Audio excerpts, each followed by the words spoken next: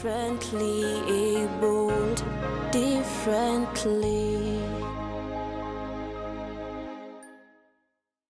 Welcome back, and you are watching Abled Differently.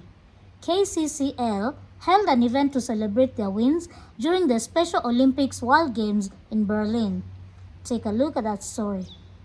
Kenya Community Center for Learning, KCCL, nurtures learners to be all-rounded individuals. KCCL prides itself as a school that does things differently, in the sense that they believe in the empowerment of students with disabilities, the kind of students we have.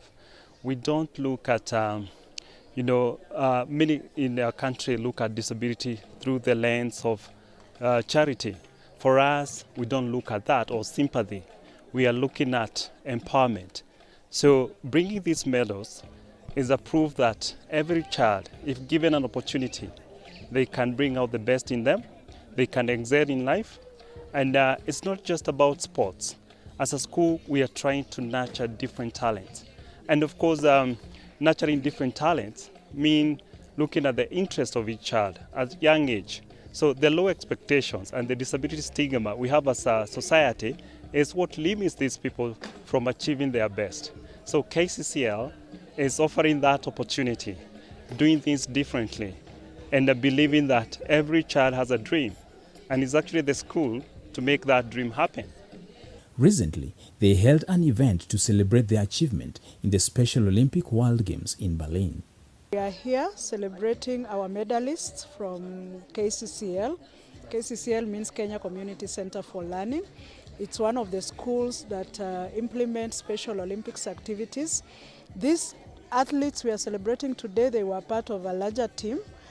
Special Olympics Kenya took a team of 66 athletes participating in 10 sports to Berlin. And for sure, they came with 15 gold medals, 8 silver and 6 bronze. So today we are celebrating the KCCL community. Being the sports manager, so I manage the whole country. So they really performed beyond our expectations. We were expecting them to perform, but we didn't expect that everybody will come back with a medal. But for them, it's sheer determination. The reason, when there was COVID-19 lockdown, we encouraged some of them to start practicing within their neighborhood. So the practice has been continuing until the moment we came to the national games. And for KCCL is one club that we have been encouraging for them to go on with sports. And what they did, they took some of the sport that they're able to train from school, and they have done exceptionally so well. Actually, starting from their coaches, we gave them just a basic training using for the case of badminton, we did the Badminton Federation. And out of that one, the coaches were able to go out of their way, learn more skills, and they were able to impart the same to the athletes. So for us as a program, is something we really pride in, mostly to see the athletes succeed. And not only that, for them to be recognized by the government, since that one, we ensure that they become citizens who are valued and they are of importance to the community.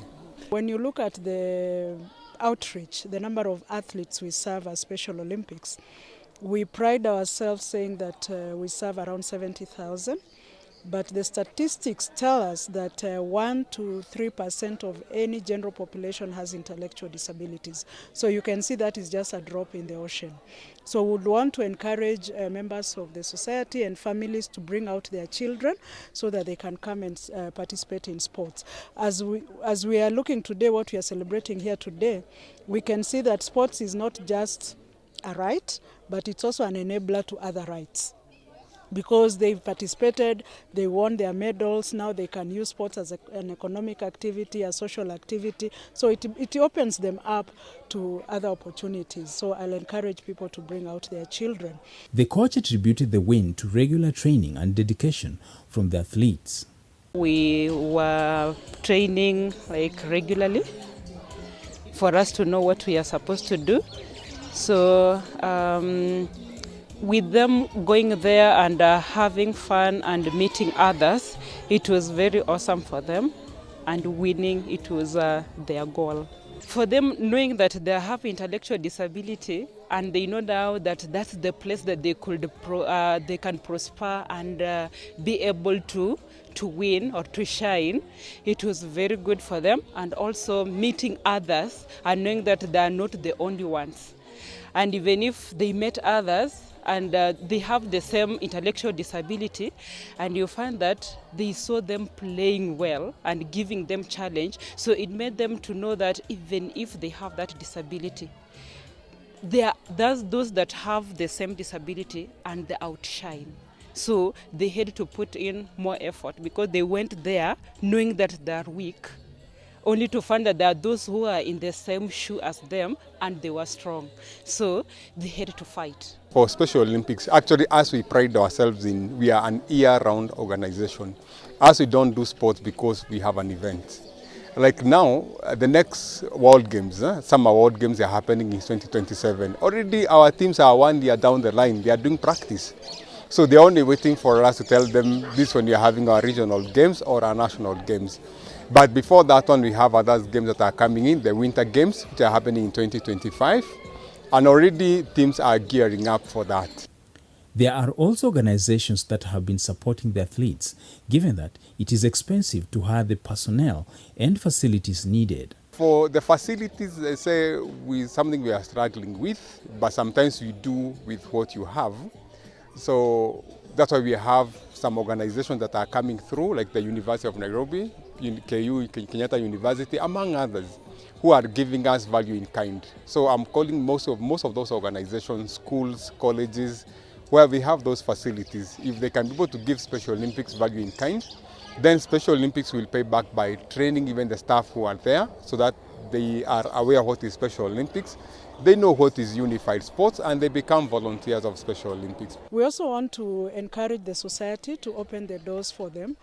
You've given a good example of University of Nairobi, which for almost 30 years has been giving them their sports facilities for training every Saturday, pro bono.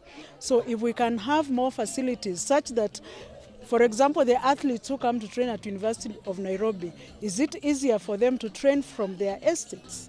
Because coming to UON main campus, they require fare, transport and all that. Sometimes they don't have. Can we devolve from Nairobi University to the estates? And this will require partnerships in the community. Indeed, the facilities are a challenge. The schools are not even there. This is a parent-owned school, it's a parent initiative. If you look at the deaf, we have quite a number of schools which are government-owned. The blind, we have quite a number of schools. The physically disabled person have also a number of schools, even to the level of polytechnics. But the ID, the intellectual disability avenue, is missing in action. We do not have facilities, we do not have schools. So me as a legislature, I want to campaign harder that the money that we have given in the budget to the Ministry of Sports, it is time the Ministry of Sport structure and restructure to accommodate the other disabilities in that facilities. With these challenges, the Ministry of Sports and also legislators were encouraged to form policies that support learners with intellectual disabilities in various supporting activities. As a country, honestly, we are far. As a continent, we are far. In terms of education system, we are far. First, even the parents do not know where to take the children. And it is a big challenge because you may find one child here and another 1 kilometers away. Of course, it is very difficult to do a school for one child. But from where I sit, I want to encourage even members of parliament to initiate the already existing government schools where they can maybe modify or put a classroom next to the main school. Then the Minister of Education, through KCCL and other institutions, can train many special teachers and distribute to the government schools, because obviously constructing these kind of schools is very expensive, but from the existing schools we can create something. It just needs goodwill, it just needs political goodwill, and it just needs me and you to aggressively be sensitive and consider that we do not need other people outside the world, because it is like they live in their world. In fact, in Berlin, they said there is no them, it is only us. It's true we are facing a challenge with space, and we are hoping that because where we are at the moment, our lease is coming to an end in March, and we have to look for new property where we can either lease or even buy. So in the next 5 years, we would like to have a center where dreams can be made, a center that is owned by KCCL, it's not to be leased, and a place where other talents can actually be nurtured, and you can even have people from all over the country come and develop those talents, people with disabilities, students with disabilities, and a place where we are getting the best of teachers, because a teacher is the one who works with the dreams, who works with this child to make their dreams come true. So without the right teacher, we cannot achieve our dreams. So we want a situation where the persons working with us, the students themselves, we are kind of a team that is actually bringing the best in each of the children. And in those 5 years, we have as a nation say that we are the ones who are going to produce these skills, and we can send those skills to all the sectors, employment sectors, and our people will get jobs. Let's take a look at the UN Convention on the Rights of Persons with Disabilities. Article 25 of the UN Convention on the Rights of Persons with Disabilities states that state parties shall, Part B, provide those health services needed by persons with disabilities, specifically because of their disabilities, including early identification and intervention as appropriate, and services designed to minimize and prevent further disabilities, including among children and older persons. And here is the tip for the day. To the Kenyans who are watching us today, we want to sensitize them and tell them to give support to children or people living with a disability, because if you don't, who will? During COVID-19, we were all closed in the houses. We were all not going to the work. We were all not meeting with our friends, not even our family. That is the life these children live all their life. They are separated with the friends, they are separated from parties, they are separated from churches, and they are even separated from sports. So when an initiative like this one comes from Special Olympic, let us bring these athletes to compete so that they feel included. As we celebrate the triumphs and resilience of athletes with disabilities, remember that the power of sports has no boundaries. Let's meet again when time and space allows. My name is Jane Theuri. Kwaherini. We are here and we are strong. Let's be counted as we move on. Make a difference, change lives as we tell our different stories. We are capable, beautiful, we are born to do great things. We're unstoppable, incredible, 'cause we're differently abled, differently.